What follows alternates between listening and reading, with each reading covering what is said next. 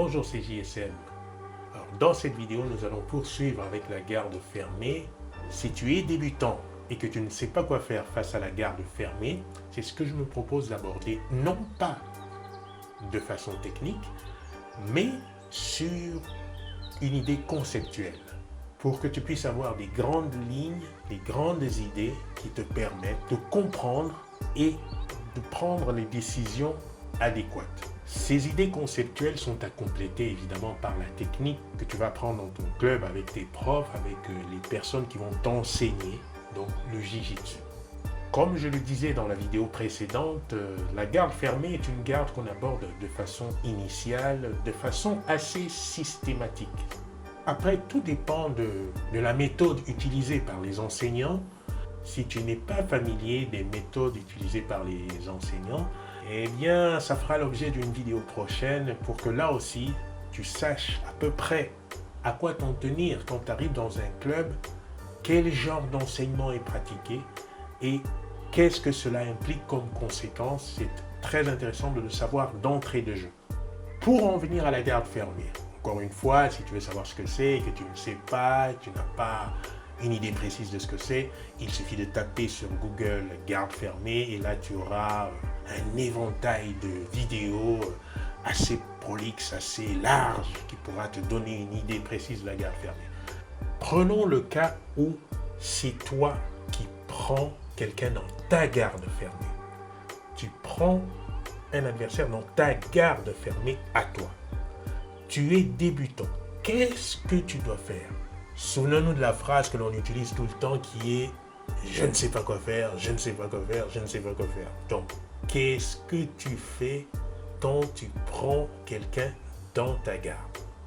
Déjà, la petite précision à apporter est que prendre quelqu'un dans ta garde fermée, à part si tu es dans un système protocole particulier où l'enseignement le veut et le montre de façon progressive, à part dans un tel cas où il y a de la low resistance, c'est-à-dire qu'il y a une résistance faible pour commencer, qu'elle est graduée au fur et à mesure, à part dans ces cas, disais-je, tu ne vas pas te trouver dans cette situation aussi facilement que celle de la garde fermée, c'est-à-dire avoir quelqu'un dans ta garde fermée.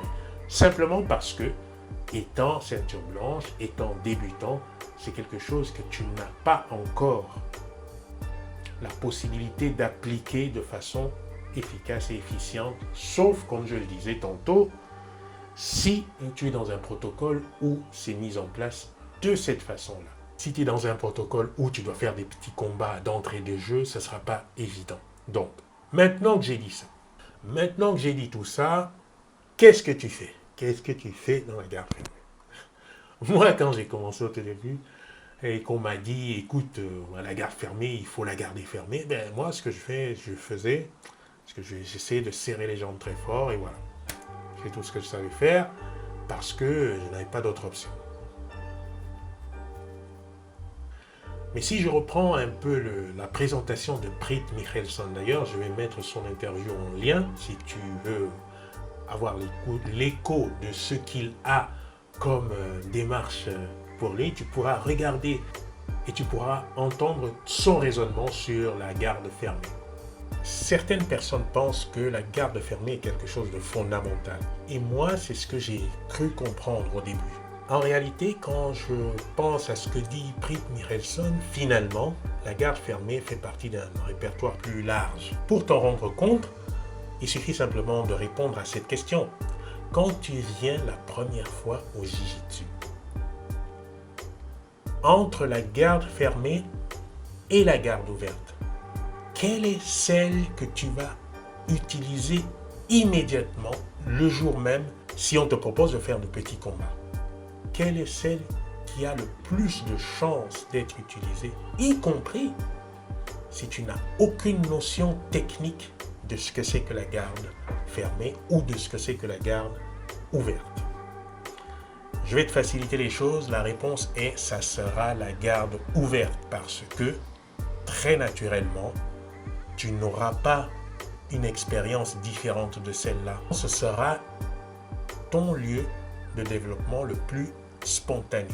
Donc, si tu te représentes la garde fermée comme étant quelque chose de spécifique qui sera développé plus tard, parce que je le dis quand même au passage, la garde fermée, ça peut être tout un jeu qui soit basé là-dessus, et notamment, il y a beaucoup de références concernant le jiu-jitsu brésilien de façon traditionnelle, avec cette garde fermée qui a d'énormes ramifications. Un des ambassadeurs aussi assez proéminents par la garde fermée, c'est Roger Gracie, qui a utilisé ça de façon très efficace dans les compétitions. C'est un compétiteur haut de gamme qui a gagné de multiples compétitions avec cette garde fermée bien appliquée. Au début, avant de pouvoir manier tout ça, ça reste quelque chose de spécifique. Ça veut dire quoi concrètement? Ça veut dire que si tu y arrives à prendre quelqu'un dans ta garde fermée, le réflexe pour moi aujourd'hui, dans ce que je comprends, ce serait de l'ouvrir. L'ouvrir pourquoi? Parce que comme tu seras familier d'entrée de jeu de ta garde ouverte, l'idée pour toi, c'est de pouvoir développer d'entrée de jeu un système de protection de ta garde, un système de défense. Et ça, bien sûr, ça ne sera pas possible la première fois. Non, il faudra... c'est quelque chose qu'on construit avec le temps. Mais l'idée principale est celle-là. Je prends quelqu'un dans ma garde fermée, je l'ouvre pour essayer de comprendre en quoi consiste ma défense. Alors la nuance est que prendre quelqu'un dans sa garde fermée, c'est déjà aussi quelque part de la défense. Mais ça, à la limite, techniquement, ça va être autre chose, tu vas l'entendre, etc. Tu pourras le développer, tu pourras t'en rendre compte. Tu prends quelqu'un dans ta garde, tu l'ouvres. Tu l'ouvres pour commencer à te familiariser de la défense. Pour la défense, plein de choses à apprendre. Comme je te dis, ce n'est pas l'objet de cette vidéo. Ce sont les grandes idées générales. Et puis la technique, c'est en club, avec les professeurs. Donc, quand tu ouvres ta garde, qu'est-ce qui se passe? Eh bien, la personne en face va chercher à passer cette garde. Alors, passer cette garde, ça veut dire passer soit à gauche, soit à droite, soit par-dessus, soit en dessous. Et d'une façon ou d'une autre, cette personne doit passer tes jambes pour se retrouver au niveau de ton torse. Passer tes jambes qui protègent ta citadelle et s'installer sur ton torse. S'installer sur ton torse, ça veut dire soit de face, soit dans le dos. Voilà ce qu'elle va faire, cette personne, pour passer ta garde. Et toi, ton job, ce sera de l'en empêcher par les moyens techniques que tu vas apprendre. Je résume. Tu prends dans ta garde qui est fermée. Tu es débutant. Il ne sera pas grand-chose. L'idée pour toi, c'est de développer de la défense. Donc, tu ouvres cette garde et tu vois ce qui se passe. Cette personne va essayer de passer. Donc, l'idée, c'est de commencer à comprendre qu'elle passe à gauche, elle passe à droite, elle passe par-dessus, elle passe avec un genou, elle passe avec un autre genou, elle passe debout, etc. Elle va vouloir passer par la gauche, par la droite pour s'installer sur ton torseau, soit de face, soit dans le dos. Et toi, tu vas devoir l'en empêcher en utilisant de la technique. Bien sûr, il va te falloir prendre des grippes, placer des jambes d'une certaine façon. Tout ce qui relève du cadre technique. Donc ça, ce sera à travailler dans le club avec les professeurs et les partenaires. Voilà, j'espère que c'est clair désormais. Maintenant, quand on prend dans la garde et qu'on débute, l'idée c'est de l'ouvrir. Au lieu de la garder fermée, l'ouvrir pour apprendre la défense. Parce que simplement, la défense qu'on aura à pratiquer dès le jour premier, ça sera une défense de garde ouverte et non une défense de garde fermée. Voilà. Quelque chose de très important, je pense, à intégrer pour celui qui débute. Il faut comprendre à quel type de programmation on a à faire et ce que cela engendre comme conséquence dans la progression. Et donc ça, ce sera l'objet de la prochaine vidéo. Bon entraînement et à la prochaine vidéo.